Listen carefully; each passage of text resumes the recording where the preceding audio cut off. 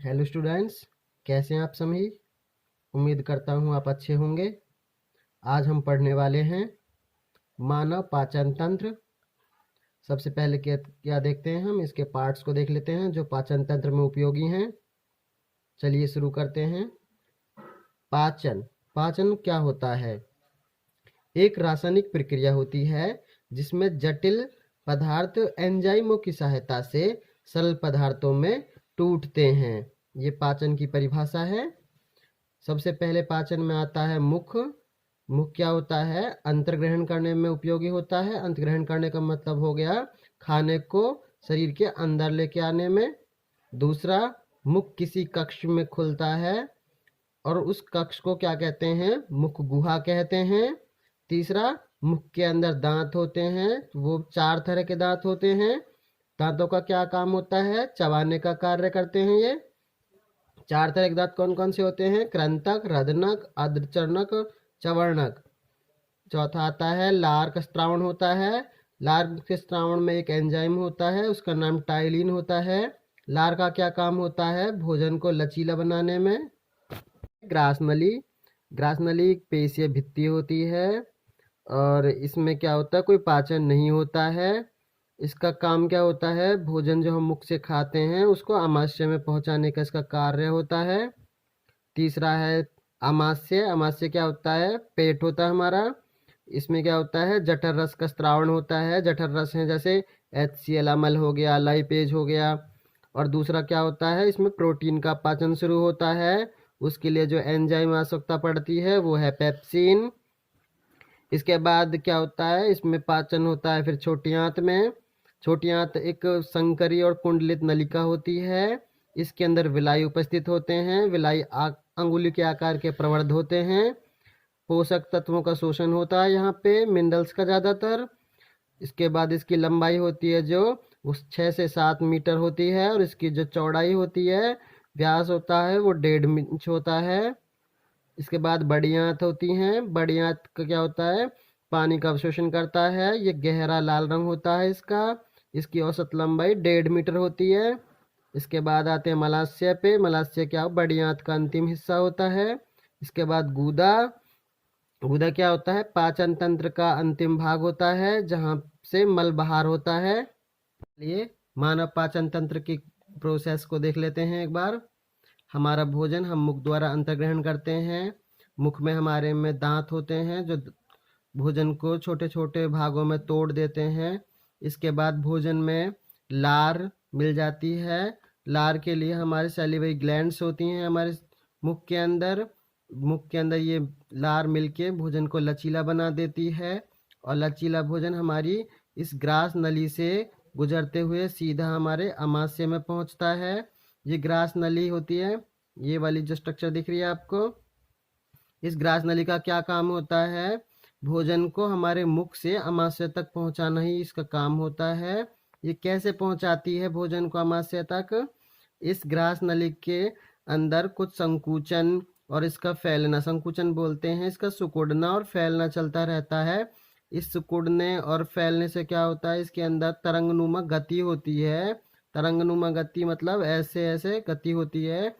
इस गति के कारण भोजन आराम से हमारे आमाशय की तरफ निकल आता है और आमाशय में पहुंच जाता है।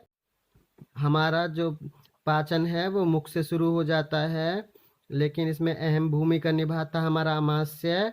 आमाशय के अंदर कुछ जठर रस होते हैं, मैंने पहले ही बताए थे आपको। HCl हो गया, पेप्सिन हो गए, ये कुछ जठर रस होते हैं जो भोजन को पचाने में मदद करते हैं। अच्छा, जो HCl ये होता है ये एक अम्ल होता है, इसका नाम होता है हाइड्रोक्लोरिक अम्ल। इसका क्या काम होता है? हमारे भोजन के साथ जो सूक्ष्म जीव आते हैं जो हमारे लिए हानिकारक होते हैं, ये उन्हें मार देता है और ये बहुत ही शक्तिशाली होता है। अब क्वेश्चन आता है कि ये HCl है हमारे आमाशय को नुकसान क्यों नहीं पहुंचाता? ये इसलिए क्योंकि इसके साथ म्यूकस बनता है। ये म्यूकस हमारी इससे मदद करता है, हमारे आमाशय को इससे बचाता है। हमारे आमाशय में प्रोटीन का संश्लेषण या प्रोटीन का टूटना या प्रोटीन का खंडन शुरू हो जाता है, लेकिन हमारे आमाशय में कभी भी पाचन होता है जो ये पूरा नहीं हो पाता है। और आमाशय ऊपर की तरफ ग्रहणी और नीचे की तरफ क्षुद्रांत से जुड़ा होता है। क्षुद्रांत को हम छोटी आंत भी बोलते हैं। छोटी आंत में जितने भी पोषक तत्व होते हैं इनका पाचन होता है। छोटी आंत के पाचन में कुछ ग्रंथियां मदद करती हैं, जैसे हमारा यकृत हो गया। यकृत को हम लीवर भी बोलते हैं।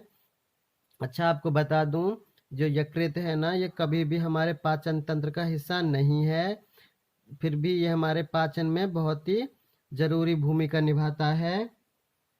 हमारा लीवर भूरे रंग की एक ग्रंथि होता है। ये सबसे बड़ी ग्रंथि है हमारे शरीर की। लिवर हमारा एक पित्ताशय में एक रस निकालता है जिसका नाम है पित्तरस। पित्तरस से क्या होता है, इसके अंदर फैट होती है ना, जो फैट वसा, उसका पाचन होता है। दूसरी ग्रंथि होती है अग्नाशय। अग्नाशय क्या करता है, ये भी ऐसे ही जैसे हमारा यकृत था पित्तरस बनाता था, वैसे ही अग्नाशय भी पित्तरस बनाता है और ये हमारे पाचन में मदद करता है। अग्नाशय का रंग हरे रंग का होता है, जो बिल्कुल हमारे अमाशय के नीचे होता है। एक आपको ये स्ट्रक्चर दिख रही होगी, ये पित्ताशय है। यकृत जो पित्तरस बनाता है, अग्नाशय जो पित्तरस बनाता है, वो पित्ताशय में ही इकट्ठा होते हैं और इसके थ्रू ही ये हमारे छोटी आंत में जाते हैं। छोटी आंत के अंदर विलाई नाम की एक स्ट्रक्चर होती हैं।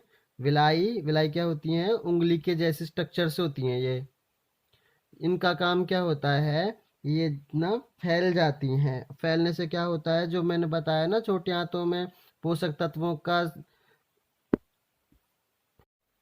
अवशोषण होता है, वो इन विलाई की वजह से ही होता है। ये क्या हो जाती हैं, फैल जाती हैं।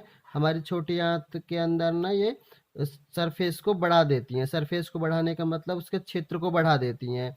क्षेत्र बढ़ने से क्या हो जाता है, अवशोषण अच्छी तरह से होता है।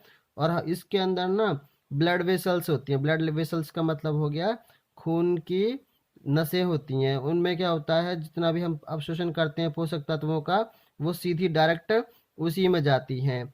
अब जो इसमें से थोड़ा बहुत जो पाचन का हिस्सा बच जाता है या भोजन का हिस्सा बच जाता है, वो जाता है हमारी बड़ी आंतों में। ये जो आपको हिस्सा दिख रहा है, ये वाला, ये बड़ी आंत का हिस्सा है। ये पाचन में ज़्यादा मदद नहीं करता है, लेकिन ये जल का अवशोषण करता है। सबसे इम्पोर्टेंट यही है, जो हमारी बृहद आंत्र होती हैं, बड़ी आंत होती हैं, ये जल का अवशोषण करती हैं। इसके बाद जो अधपचा भोजन, बिल्कुल जो पचता नहीं है खाना, भोजन जो पचा नहीं होता है, वो इस बृहद आंत से निकलता हुआ हमारे मलाशय गुदा से शरीर से बाहर कर दिया जाता है। यही है पाचन तंत्र।